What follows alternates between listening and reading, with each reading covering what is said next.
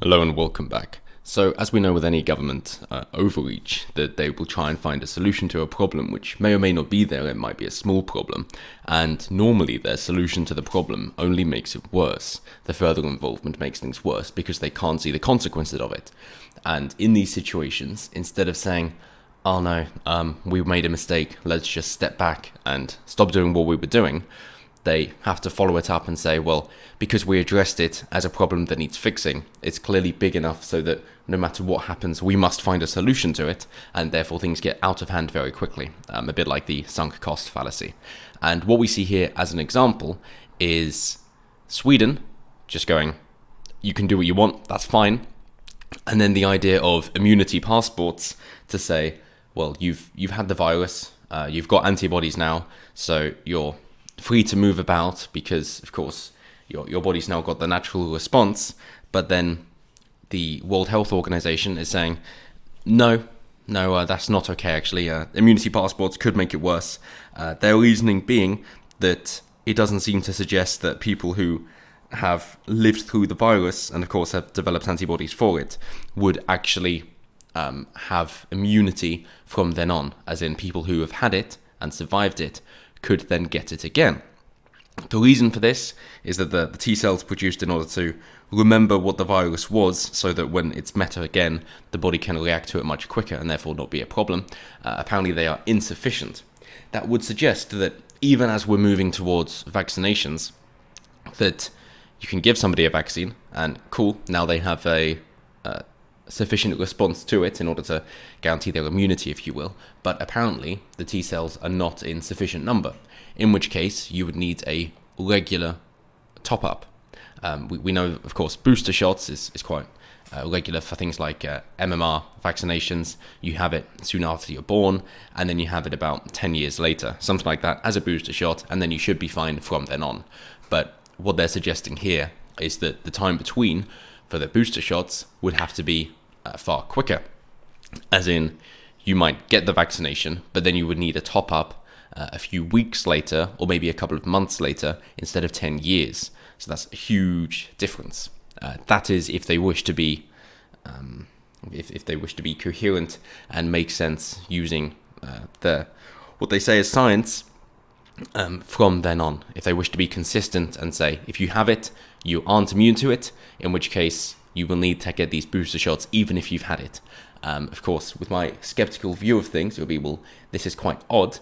Should it be a thing of saying if you've had it, you might still get it because the virus is mutated?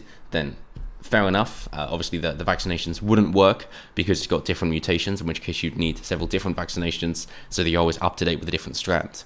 That's what is done with flu, seasonal flu each year, for example, that they can see how it's mutated throughout the year, and then when it comes back, they are ready in order to vaccinate people so they aren't affected by it. That's the idea behind it.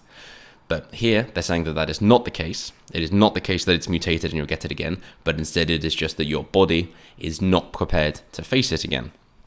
So, as we see here with the government continuing until everybody gets it, and this does seem to just be a thing of saying, yes, even though you've had the virus and therefore you should be fine from now on, you're not going to be fine, and instead we're going to have to give you a vaccination anyway.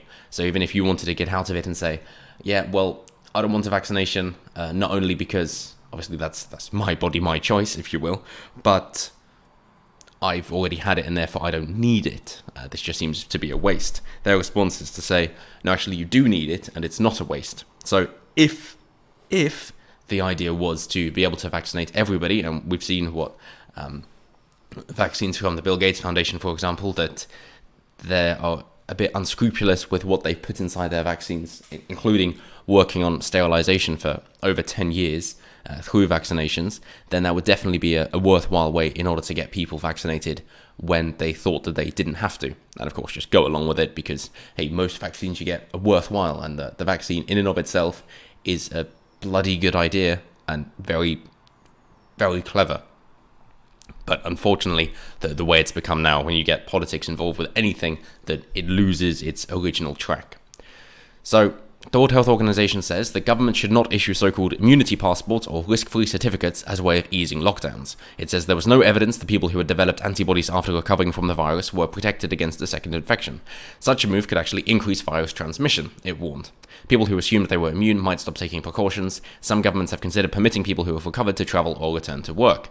So the idea is saying that, it's irrespective of whether or not you've had the virus, you still have to keep these safety measures in place because you could easily get it again. And therefore, that is just to continue the idea that we can't get back to work until a vaccine is made. How they are going to try and equate the immunity from living through it is not the same as having a vaccination. Well, we will see. That will definitely be very interesting to see. So the World Health Organization said there is currently no evidence that people who have recovered from COVID-19 and have antibodies are protected from a second infection. Most studies carried out so far show that people who had recovered from infection had antibodies in their blood, but some of these people had very low levels of antibodies. Some of these people. This suggested that another part of the body's immune response, T cells, which eliminate infected cells, may also be critical for recovery. As of Friday, no study had been evaluated whether the presence of antibodies to the virus conferred immunity to subsequent infection by the virus in humans, the World Health Organization said. At this point in the pandemic, there was not enough evidence about the effectiveness of antibody-mediated immunity to guarantee the accuracy of an immunity passport or risk-free certificate, it said. In which case, if they're mentioning the T cells to fight the virus, then their take won't be to say, well, we're going to give you a weakened version of the virus so that your body can protect itself from then on, as vaccines normally work, but instead say, well, we need to give you these T cells so that they're going to be exogenous. We're going to have to find them to work with your blood group, of course, and your immune system, which opens up its whole own can of worms, but we're going to have to put things into your body which does it for you, instead of relying on your body's automatic response, which of course has kept us alive for billions of years. But this is a turning point, apparently. The organization also said laboratory tests to detect antibodies needed further validation to determine their accuracy and also needed to distinguish between previous infection by the SARS-CoV-2 virus, this one, which has caused the pandemic, and the 6 other known coronaviruses in circulation. It gets better and better. But yes, of course, because the coronaviruses are similar enough in order to have the same original name, but of course there are different strands because that's how mutation works. So they're saying passports are too risky, even though some have already gone to say, well, hey, it's worth doing. So where are they being considered? They say Chile said it would be issuing health passports to people deemed to have recovered from the illness. Once screened for the presence of antibodies to make them immune to the virus, they could rejoin the workforce. In Sweden, which has chosen to keep large parts of society open, some scientists believe people may end up with much higher immunity levels compared with those living under stricter regulations. So, of course, Sweden, which says, has it got its science right? Well, I mean, surely it's safe to say yes, but they're concerned, well, no, because people are going to be getting it again and again and again, and therefore the lockdown and the vaccination is the only way in order to get it to work. Obviously, they've met their peak and it's coming back down, but nobody's going to be happy with this if it goes against their political agenda. Again, the politics just skews the response from anything that should just be objective and fact-based. But with the idea of the passports, of course, we're seeing that in the UK, virus tests are now available to millions of workers. So the key workers, we're seeing that they've been using them all up and there aren't enough to go around, of course. But the idea with these is still similar to an immunity passport. So what happens in these situations? Well, they say that you can apply through the gov.uk website, although it will be closed quite a lot because, of course, a load of people want to get it because it's seen as such a serious thing. And as long as you're an essential worker, then that's fine. Key worker, essential worker, indeed. So this test involves taking a swab of the nose and the back of the throat. You can do it at a testing site or at a home, through a home testing kit. So they say, provided you and all those in your household have not tested positive, you can go back to work. It's as simple as that. So this is to see if you have it. So you don't have it, but you can go back to work.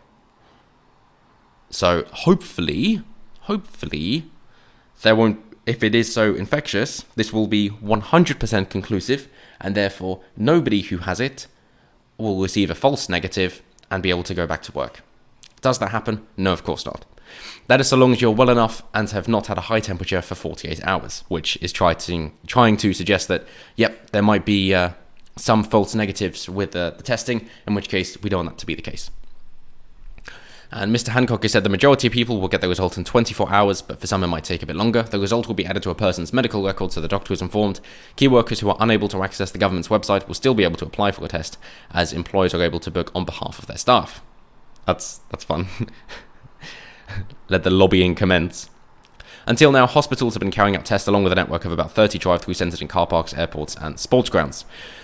So, yeah, as we see, there is, of course, a significant incentive to boost testing in order to be able to get people back to work, but businesses which can have teleworking done, if you will, or remote working from home, which most of us can do, seeing as it is predominantly a service economy, that most of the jobs in the UK are based on things which don't actually need human interaction, but of course the social interaction is just nice for people, no doubt about it. It'll definitely be interesting to see how things change after this, to see if people actually do need to go back to work, and that will be great in terms of the infrastructure of roads in order to decrease traffic if people don't actually need to go out in order to go to work, but they can instead work from home.